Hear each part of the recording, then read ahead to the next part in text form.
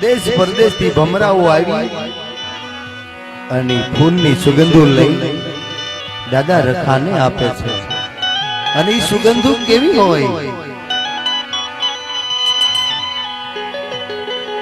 અને સુગંધની બાસુ કેવી લેવાય બાપા રખા બાપજીની વાતમાં છે માટે કવિએ કીધું છે અરે બાગને બગીચા રે